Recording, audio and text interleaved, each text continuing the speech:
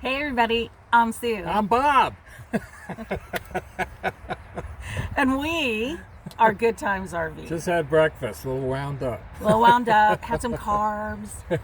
So we have discovered that there's a lack of understanding of what you need to know before you go. That's and right. I don't mean to the bathroom. Yeah.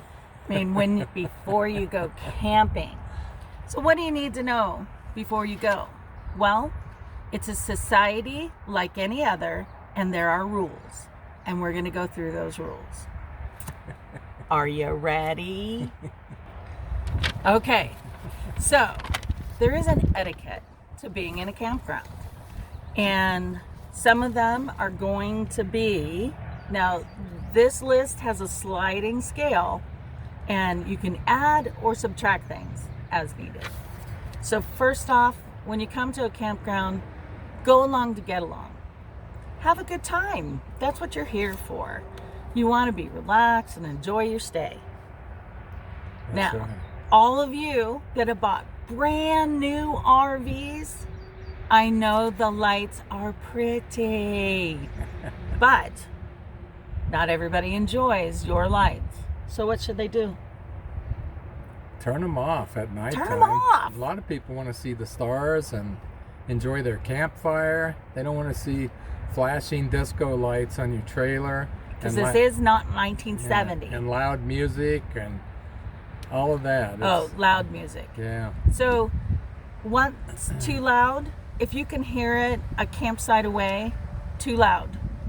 Unless they're Right. listening to the same station you are, and that'd be great. But if you can hear it one side over, it's too loud. And quiet time in most campgrounds is 10 p.m. So that doesn't mean start thinking about shutting things off. That means it off. means cut it off at 10 p.m. That's generators, lights. You're okay with your campfire as long as you want to sit out there and have a nice evening. But no noise, no distractions for other people. 'Cause Yeah. it's about being considerate to others. Polite. Be polite. That's Yeah. all we're asking. And, acknowledge people in the campground. We've been in this campground for a while, and we're actually kind of surprised at how many people avoid eye contact. I'm not going to force you to smile and wave, but if you can at least do that, you should be at home. Because this is fun. Fun, fun, fun. All right. Big one that we have a problem with, and I'm sure a lot of you campers do, is having unwanted visitors walking through your campsite. Yeah, that's a huge one. That's a huge one. Your campsite is rented space to you, Yep. nobody nobody else. They're supposed to walk around, no matter if they have to walk the whole loop. Big deal. You're out walking anyway, right? Yeah. So, yeah, It's good for you. just Walk don't- around the Yeah, campground. we've had kids playing ball in our campsite that we had to I mean, like right in our campsite, Yeah. right by the fire ring. let them know, this isn't the place. Where are your parents? Oh, speaking of that, parents, you still have to watch your children. I know this is a fun and happy place to be, but they can get hurt or get in trouble Yep. just like they can in the neighborhood. Things happen. And not all people in a campground are good people. Yeah. So always keep that in mind. Your child's safety and protecting your children should be first and foremost. That's right. All right. What if you have a problem with another camper? Whatever you do, don't try and resolve it yourself. If it's a big problem and it's come to words or like a shoving match, you need to seek the ranger or management staff or Yeah. somebody who's in charge of the campground to do the negotiation and the resolution to whatever's That's coming. what they're trained for. That's what their job is. So, yeah, leave it to the professionals. So don't be a hero, A lot of- because you might be a zero. Yeah, a lot of people carrying weapons now. So you just with anybody. Yeah. So be smart. Think That's about right. it. Keep your eyes open. Be aware of your surroundings. Don't go traipsing off into the wilds unless you're prepared to go traipsing off into the wilds. That's right. Each state has its own challenges as far as temperature and quick changes in the temperature, wildlife. Ooh, That's right. Yeah. snakes, bears, ah, Cats. yeah. Oh my gosh, cougars, mountain lions. Yeah. So always make sure you're prepared. Dress for the occasion. Take plenty of water. Pretend you're crossing the Mojave Desert. Yeah. You may need that much water, or you may come across somebody who does. Yeah. So always think about being prepared. If you weren't a Girl Scout or Boy Scout, this will be a new challenge for you because you'll be hanging all kinds of stuff off your belt. Woo! I agree. That's true. All right. Now, let's take a brief moment to show some pictures of what we find in this campground, and then we'll talk about it.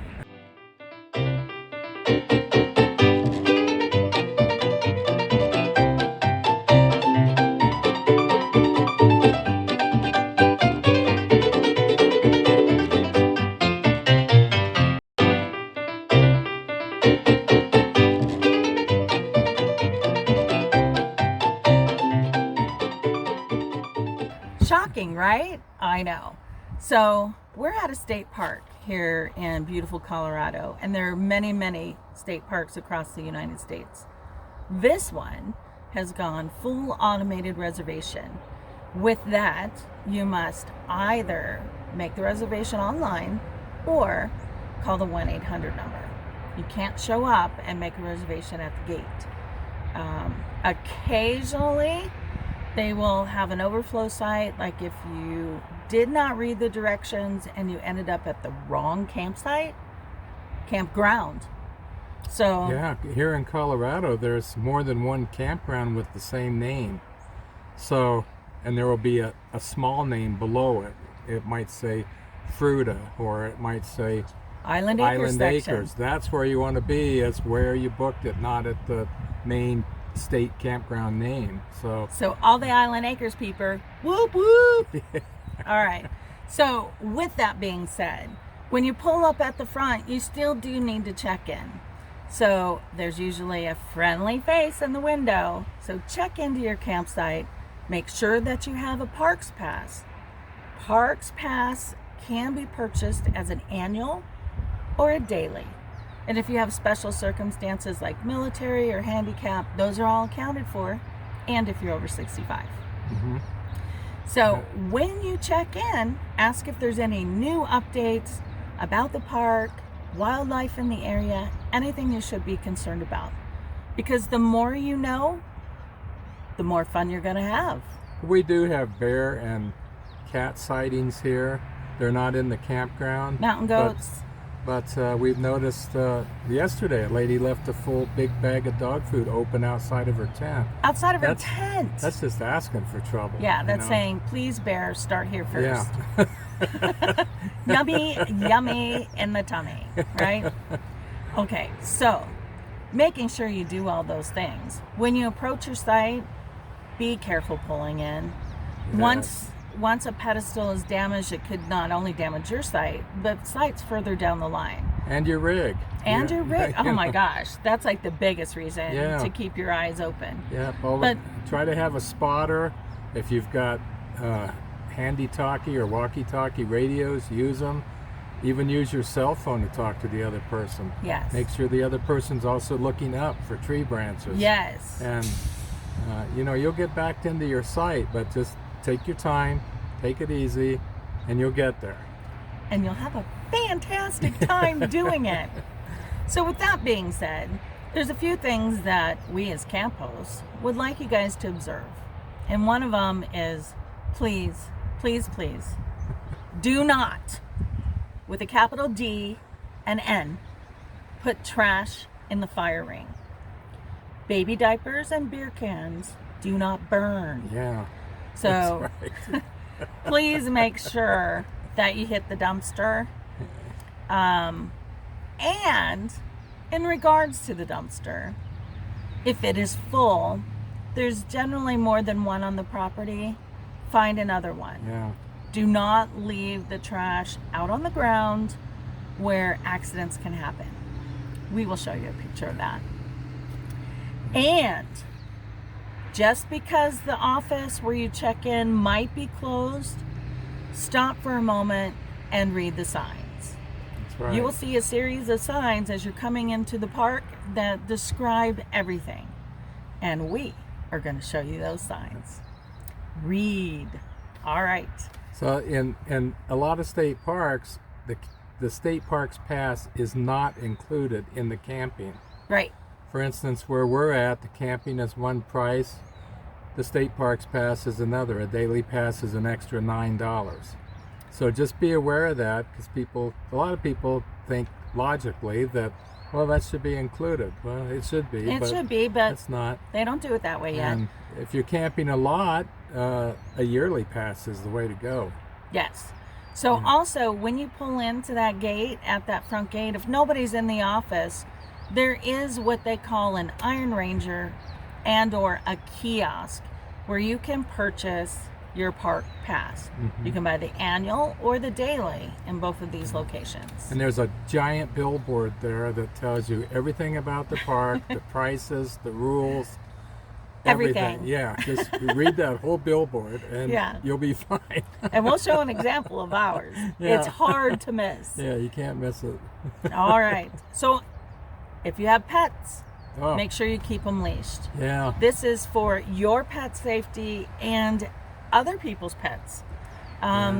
We had a tragic incident where a little tiny dog was left unleashed, and that little tiny dog taunted the wrong dog, and the little tiny dog ended up losing his life because he wandered into the other dog's leashed area. And we understand that the sign says keep your dogs on a leash, but the spirit of that rule is keep the other end of the leash in your hand. Or attached to something because physically permanent. We actually have had people that have their dogs running around dragging leashes. Dragging their leash. And they say, well, my dog's on a leash. Well, that's not the idea. The idea is to hold the other end of the leash. You have to keep your dog under control at all times. And it's not semantics, y'all. Yeah. It is keep your pet on a leash with the intention that you are holding it. And under control at all times. That's the law. Under your control. Yeah. It's not a place to let dogs run wild and get into, they'll run through people's campgrounds. They'll challenge their children. It's not a good place to let a dog run loose. And, that's one of those things you can be sued for damages for that. So yes. It's best just control your dog, keep him on a leash. The dog doesn't mind. So no, he likes being with you. Matter of fact, he'd sit in your lap probably the whole time if you let him. On a leash. On a leash. So let's take a minute and look at a few of those signs so that you can become acquainted of what to look for. Yeah.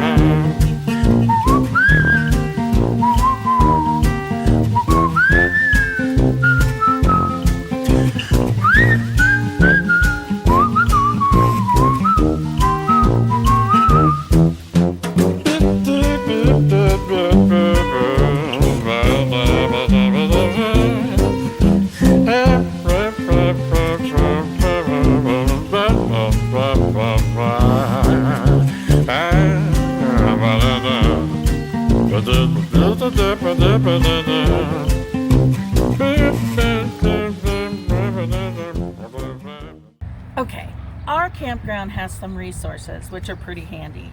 Show them the plastic card, Bob. Oh, they hand out these free plastic cards that have tons of information on them. Tons of information. Not all campgrounds have that, so we're gonna talk about them one by one, and then that way it'll kind of give you a baseline of what to expect. And it's all on the premise of leave no trace. There should be no evidence that you were ever there. Except your footprints. Except your footprints. So let's start with leave it as you find it. Yeah, leave plants and rocks and trees and bushes alone. They're there because they're supposed to be there, and we really don't want to damage the natural infrastructure of the park. I mean, over by us, Glenwood Canyon was damaged last year by fires. Now they're having mudslides. It all rolls downhill, literally. And if you're walking through and pulling up plants and relocating rocks, it's not a good idea. And no hacking on the trees. Yeah. Little boys have a thing with like taking a rock and beating a tree stump. And I don't know why. I think it's a boy thing, to be honest with you.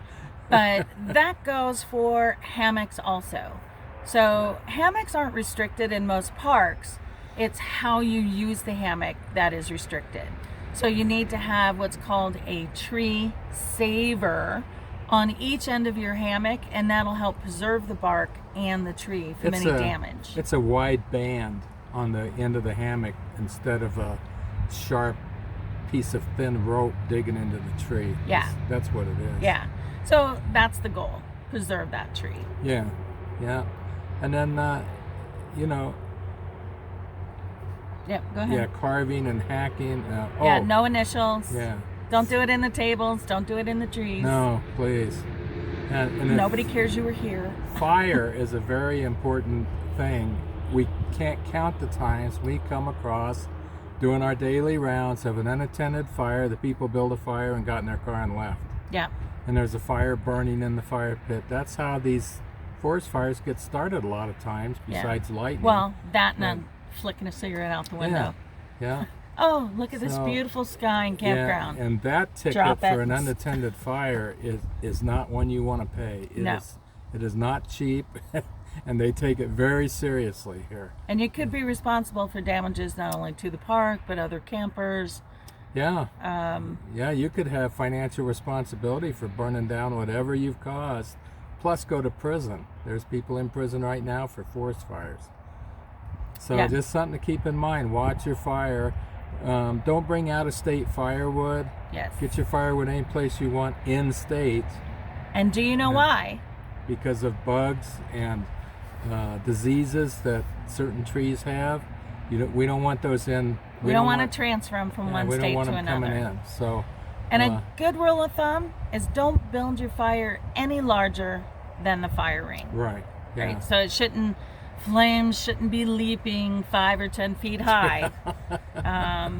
Unless you're at the beach where there's nothing around you. Feel free. But when you're in a campground, that fire should be well within your fire ring and easily maintained. That's right. And put it out when you go to bed at night. Put it completely out. Yep. So what does that mean?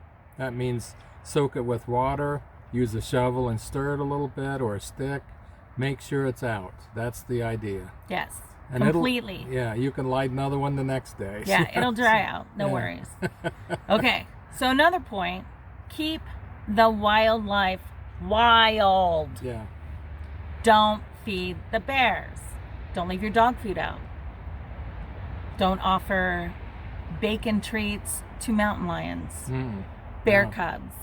They're all dangerous. They all have a potential to harm you. Yeah, if you see the animals' babies around, their mother's not far off, and they are there to protect their babies, and they'll do anything they have to. Oh, yeah. To protect them. So something to keep in mind. We've seen people walk up on elk before, on bears, just to take a picture. Yeah, bear cubs. Oh, look how cute. Yeah, it's crazy. Yeah, you don't want to do it. It really is.